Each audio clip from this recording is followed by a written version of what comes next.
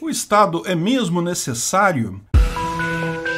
Esse é o Visão Libertária, sua fonte de informações descentralizadas e distribuídas. O ex-presidente da Fiat Argentina, Cristiano Rattazzi, recentemente fez duras críticas ao Estado argentino e deu a entender se tratar de um regime contrário à liberdade. Ele disse em entrevista à LN Plus: "Estou convencido que o mundo dos jovens está cobrando votos por algo novo, algo diferente em que a república e a liberdade tenham valor, algo que se perdeu." O que será que Rattazzi achou que se perdeu? Quão pouco falta para ele se tornar libertário e ver que o ser humano pode se organizar com leis de propriedade privada, comércios e relações contratuais voluntárias? O contexto da afirmação dele se deu pelo fato da Argentina atravessar uma enorme crise econômica. Crise essa que foi resultado de políticas inflacionárias, controle de preços, Estado inchado de burocratas inúteis, alta carga tributária, além das medidas draconianas impedidas durante o grande evento de 2020 e 2021. Ah, como é bom ter um presidente igual ao Alberto Fernandes, não é mesmo?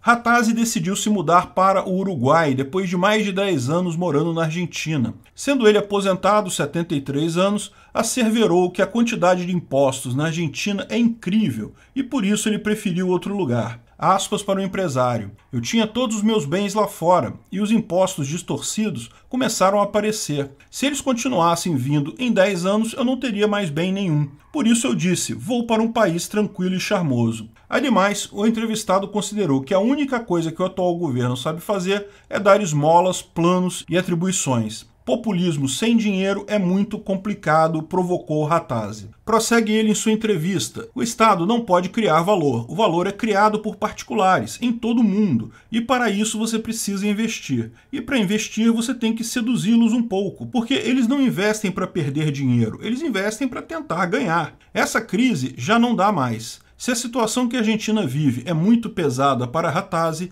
imagina para quem está labutando a vida para construir algum patrimônio na Argentina. O Estado é uma máquina nascida para tomar propriedade dos súditos desde o primórdio da civilização. Mas o que é a essência do Estado? O telespectador atento poderá dizer que o conceito de Estado só surgiu no século XVIII. Sim, é verdade que não se usava o termo Estado, que do latim significa modo de estar. Porém, o modo de estar enraizado na humanidade é a estruturação de hierarquias. Embora antigamente não se usasse o termo Estado, pode-se dizer que, num sentido amplo, sempre existiu alguma forma etérea e ao mesmo tempo rígida que se organizavam os dominadores e os dominados. O Estado é a personalização da hierarquia. É um erro acreditar que o surgimento do Estado moderno na Renascença tenha sido o início de tudo, haja visto que a estrutura de domínio perdurou por todas as civilizações de maneira semelhante, ou seja, com uma cúpula de soberanos que se julgavam iluminados e superiores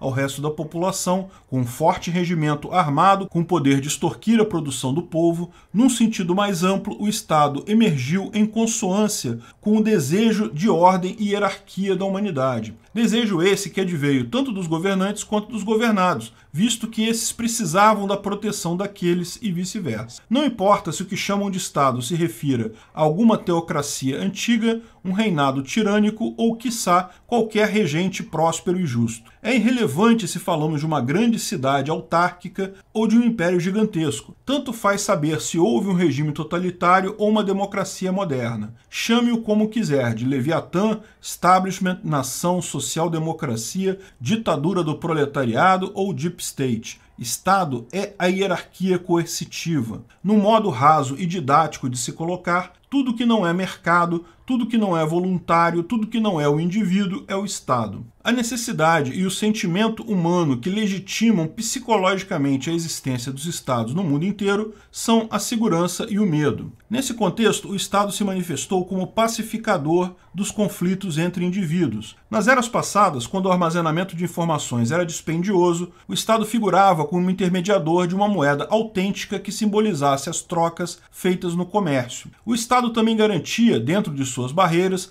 a proteção dos comerciantes, produtores rurais, escribas, médicos, carpinteiros, artesãos, filósofos. Como resultado, evitava-se que sua população fosse saqueada por outros grupos mais autoritários de guerreiros invasores. Portanto, em face ao medo da agressão vinda de fora, pessoas se arrebanharam por vontade própria em torno de um domínio que detinha poder bélico para protegê-las. Agressões externas, convulsão social, cataclismos naturais, epidemias, crises de abastecimento e vários outros tipos de tragédias familiares deram justificativa para que um reino pudesse existir. Resulta que, para o Estado cumprir suas funções de protetor, os indivíduos, em tese, consentiram renunciar em parte de sua liberdade, submetendo-se a uma entidade transhumana que teria poder sobre eles. Os três pilares do Estado são o poder de coação, a posse da moeda oficial e o controle da informação. A questão é que nem sempre o monopólio da força pertenceu ao Estado, visto que era comum comunidades de mercadores nômades terem seus exércitos privados para lhes proteger durante viagens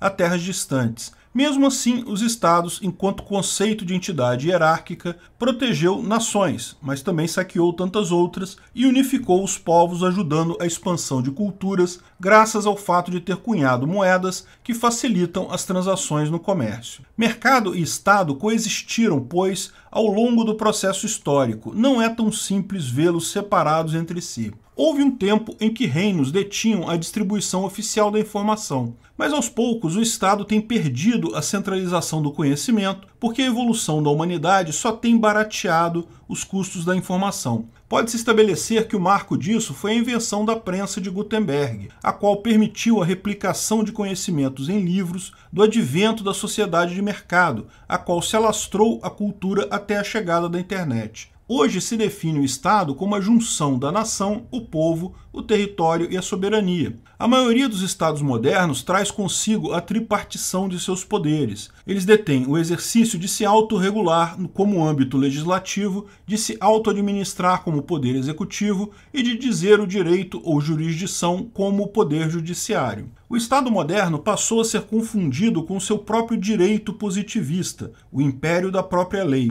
E muito embora os Estados totalitários juntem os três poderes numa só esfera, não se cogita imaginar que as funções de legislar, executar e julgar não estejam também presentes neles. O que fundamenta a hierarquia estatal é a sua legislação, e se a hierarquia impera sobre os governados, não existe o poder de julgá-los. O ponto aqui é o seguinte: o Estado já foi necessário, já fez parte da construção da civilização humana. Porém, com a informação ficando cada vez mais livre e com o comércio florescendo globalmente, as pessoas começaram a entender que todo Estado caminha para o totalitarismo, para o populismo e para mais parasitismo do setor produtivo. O próprio Ratazzi disse em outro trecho da entrevista que a Argentina precisa de investimentos no setor privado, mas acrescentou que para isso o governo deve seduzi-lo. Há muito tempo não há chuva de investimentos. Eles estão bastante calmos. O país não pode crescer muito com o nível de investimento que existe, considerou. Essa crítica pode ser aplicada a todos os estados do mundo. Os governantes precisam entender que não existem gastos públicos se antes não houver lucros privados. Quem realmente gera valor é o mercado.